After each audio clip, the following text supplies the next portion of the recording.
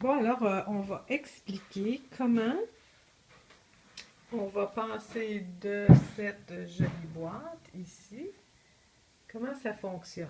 Alors, voici la boîte dans laquelle le produit habituellement vient.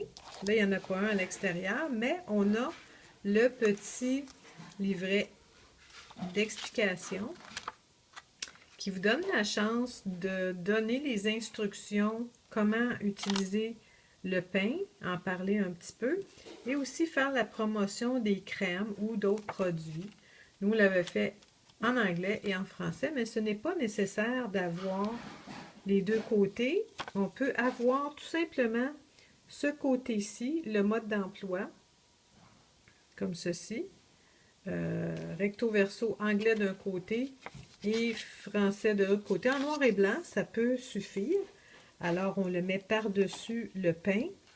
Une fois que ça, c'est fait,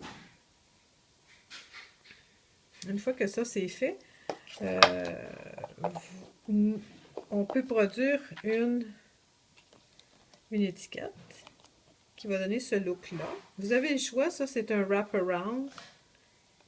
Vous pouvez aussi la faire tout simplement sur le dessus, selon les prix du catalogue. C'est le wrap-around avec celle qui doit aller en dessous.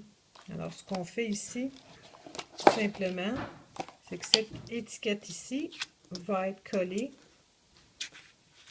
derrière, comme ceci. Et en arrière, ici, on a bien évidemment les informations qui doivent être là de façon légale.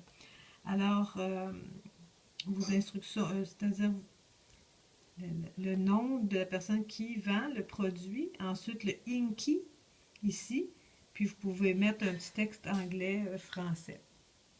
Alors, voilà pour la boîte du pain qui donne ce produit fini, comme ceci. Maintenant, le gloss. Vous avez le choix. En fait, on aime bien la petite étiquette parce qu'elle montre la couleur du gloss. C'est un beau concept, pardon. C'est un beau concept que de voir la couleur. Et une fois que nous, on a posé l'étiquette, on met ça dans un shrink sleeve avec la machine pour le sceller. On le fait aussi pour le mascara.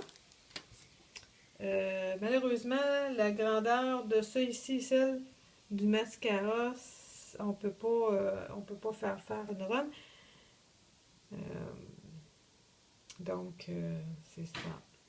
Pour les crèmes, si vous prenez le 4 onces, voici ce que ça peut donner en produit fini. C'est la nouvelle marque qui s'en vient. Alors, on va peut-être faire la gardenia comme ça. Et puis, ça, c'est à peu près un des gabarits que l'on a à l'heure actuelle. Mais je pense qu'il va être un petit peu plus petit selon la feuille de prix que l'on a. Ça, bien évidemment, il faut que ce soit un vinyle qui est hydrofuge. Et celui-ci, c'est en papier collant. Il y a une technique pour le coller. Si jamais vous les faites faire et vous voulez nous les envoyer, il faut vraiment, vraiment que les lignes derrière soient de cette façon-ci.